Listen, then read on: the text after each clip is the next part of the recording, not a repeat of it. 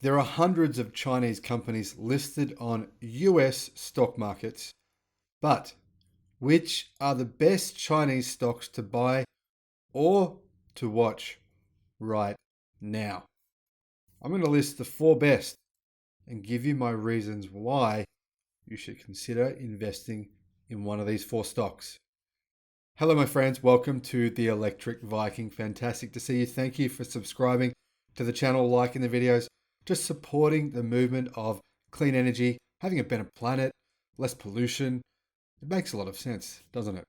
Now, for those of you who are not aware, I do have membership subscriptions. You can either jump on my Patreon account, link in the description below, or you can join our Electric Viking YouTube membership account where you actually get access to videos 24 hours before everyone else. In addition to that, you get several videos per week that are exclusive to channel members. Now that's done with. Well, China is the world's most populous nation and the largest economy with a booming urban middle class and amazing entrepreneurial activity. Often, dozens of Chinese stocks are among the top performers at any given time across an array of different sectors. But with China's crackdowns on Didi Global, DIDI, for profit, education firms, and other sectors, US listed Chinese stocks have been hammered in recent months, adding to 2021, but also giving you an opportunity to buy stocks at a price that I think is extremely affordable. Now, I should mention there are obvious risks in investing in Chinese companies. Some Chinese companies you can't even invest in. The one stock that I'm not invested in, which I would like to be, is CATL. They are the world's largest battery manufacturing company. They're located in Shenzhen and a number of different cities all over China. But unless you're in China, you can't invest in CATL, unfortunately. However, there are four other companies that I highly recommend you look at and consider investing in. There are, however, risks in investing in Chinese stocks right now. Beijing has cracked down recently on Chinese stocks, and investors should be aware of significant risks with investing in Chinese stocks. The authoritarian state and its regulators can impose sweeping restrictions at any moment, fines or bans on major companies, often with little notice or transparency. Now, that risk has been a little more apparent over the past year than in other years. Alibaba ran afoul of regulators in late 2020 because its controversial CEO made some negative comments about the Chinese Communist Party, and they didn't like that. So they silenced him, and nobody has heard from him since. We have no idea where he is.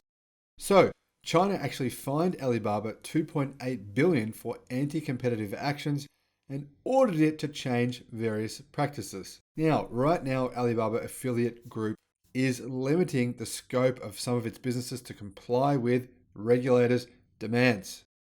Now, more broadly, China is imposing cybersecurity reviews on internet and data-centric companies listing overseas. Hong Kong listings appear to be exempt, suggesting far fewer Chinese companies listing in the US going forward.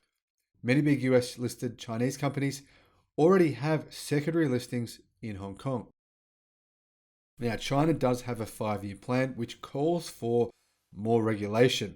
The Communist Party's Central Committee on August 10th this year issued a new 5-year plan that calls for greater regulation across a broad scope of businesses and the economy, triggering fresh losses on Chinese stocks, many of which have bounced back since. Regulators soon followed with draft or final rules for online platform operators, data privacy, video game use limits for minors, and imposing stricter oversight of Macau casinos. Dodgy stuff going on there. China has signaled that it will no longer permit data-heavy Chinese firms from going public in the United States, the Wall Street Journal reported in August 27, citing sources. Now, currently, Chinese stocks are out of favor, primarily for the reasons I've just talked about, with the possible exception of EV stocks. While Chinese electric vehicle makers are not immune to regulatory pressures, Beijing wants to foster the domestic industry. And it wants the domestic industry to go global and take over as much as it can of automotive manufacturing worldwide. And they're about to do just that, and that's why you should consider investing. Chinese stocks are trying to bounce back over the past few weeks, but it's unclear how meaningful that advance is. However, I see these four stocks as being fairly immune to local Chinese conditions. They're companies that have global expansion plans. So let's analyze my top four Chinese stocks, aside from CATL, which you can't invest in anyway, which are Li Auto, NIO, BYD, and Xpeng. Li Auto. Li Auto is one of several Chinese electric vehicle makers that trade in the US, competing with each other and with Tesla. While still losing money, Li Auto has seen huge sales growth from its current model, the Li 1 SUV. Li 1 is actually a hybrid with a very small gasoline engine to extend its range. The automaker on October the 1st reported September deliveries of 7,000 Li 1 SUVs, up 102.5% versus a year earlier. But that is down from July and August. Still, Q3 deliveries totaled 25,000, above a lowered forecast due to chip shortages. Now, this is what you should have a look at. After a huge run from its July 2020 IPO to a record $47.70 on November 24, 2020, Li Auto stock plunged to $16 in May. As you can see, that is about, well, it's less than a third of its value in July 2020. Shares more than doubled to $36 on July 1, but have since pulled back, like other EV stocks and highly valued growth names generally. Now, shares have formed a bottoming base with that larger consolidation, with a 36.76 buy point. Li Auto stock rebounded above its 200-day line on October 7 and reclaimed its 50-day line on October 14, adding to gains on October 15. Now, Li Auto plans to introduce a new, larger hybrid SUV in 2022 and has a buy rating from almost every industry analyst that I could actually find. NIO. While not as large as the diversified profitable BYD, NIO is the most established of the Chinese EV startups. NIO has three electric vehicles, the ES8, the ES6, and the crossover EC6. It plans to release a high-end EV sedan, the ET7, in 2022. The company is not yet profitable, but revenue growth is very strong. Revenue soared 530% in Q1 2021 versus a year earlier when China was at the height of its coronavirus crisis. Now, what are they doing? Well, NIO has begun Norway deliveries for its ES8 SUV, kicking off a European planned expansion. That's where the growth is going to occur first for NIO. Now, in addition to that, NIO regained its title as the highest producing China EV startup, at least in September. On October 1, NIO reported monthly deliveries of 10,700, up 126% versus a year earlier. And that includes 5,260 ES6 SUVs, 3,400 EC6 crossovers, and 1,980 ES8 large SUVs. Now, NIO actually claimed that it has record new orders, but it cited supply chain issues that almost certainly include chips as hampering their production. What about the technical analysis? Well, NIO stock peaked at $67 on January 11, tumbling to $30 on May 13. That's less than half the value. Shares rebounded back up to $55 on July 13, but they soon retreated to multi-month lows. And shares have rebounded to just below the 50-day line, but they are still well below their 200-day line. NIO is currently a pretty good price. BYD. Well, I've gone on and on and on ad nauseum about why you should buy BYD stock, but if you're new to the channel, well, BYD is not only technically the world's second largest electric vehicle manufacturer, it's also the world's fourth largest battery manufacturer. It's also the world's most fully integrated vehicle manufacturer in the world. It makes more of the parts for its own cars, including the semiconductor chips. It's the only car company on the planet, by the way, to do that, than any other vehicle manufacturer. So like I said, it has a semiconductor division, it has a battery division, it has many other divisions, and they also make batteries for things like mobile phones and a range of other electronics. So this makes BYD the biggest pure play Chinese EV maker, making electric cars, buses, utility vehicles, hybrid vehicles, and a number of other kinds of electric trucks and machinery. Now, Warren Buffett is from Berkshire Hathaway, and he is a long-time investor. In fact, he's made an enormous profit through investing very early on in BYD. I think around about $4 billion so far. Notably, BYD is profitable. In sharp contrast to Li Auto, NIO, and Xpeng, BYD reported a first half profit which fell 29% to 1.17 billion yen, or 180 million US dollars, due to increasing material costs. And of course, they're building more factories, trying to build the capacity to build more cars and to deliver more batteries. Revenue leapt 54% to 13.8 billion US dollars. Now, on October the 3rd, BYD reported that it sold 71,100 new energy vehicles in September, which is up 260% versus a year earlier.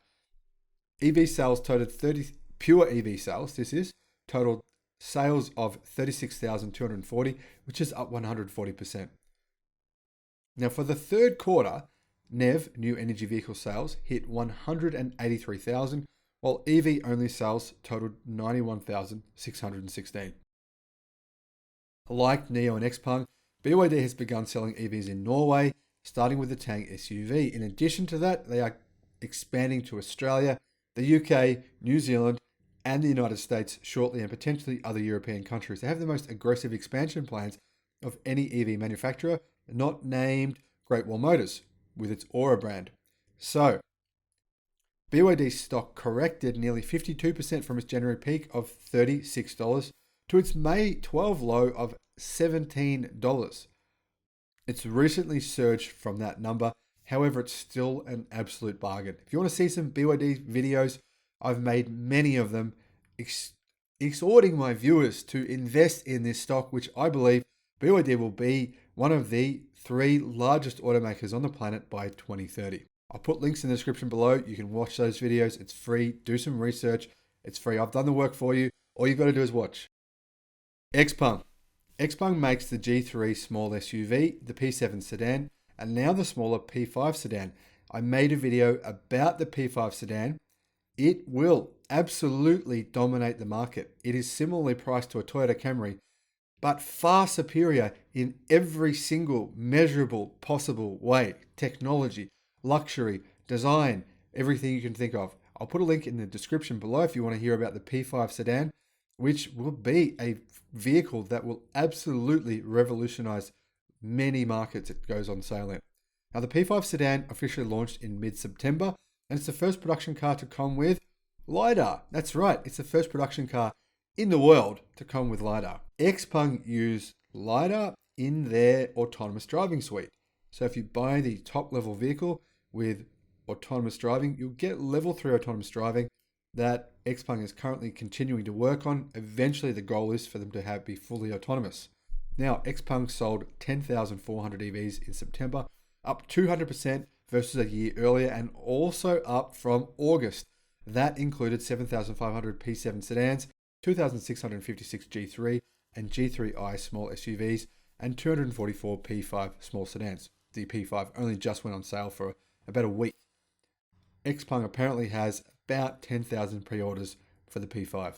Now, personally, I am invested in BYD, Xpeng, and Tesla out of these stocks here that I've listed. However, I believe all 4 of these stocks that I've just told you about here present you with significant opportunity to enter the market.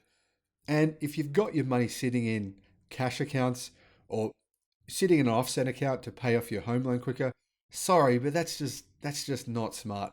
I personally am not the greatest stock trader. I'm not a professional with stock trading, but I've made an average 60% return over the last 18 months investing in these companies. And I think this is just the tip of the iceberg. Investing in cash and paying off your mortgage where you get, 3% on your money is basically like losing money. And that is something that to me makes no sense whatsoever.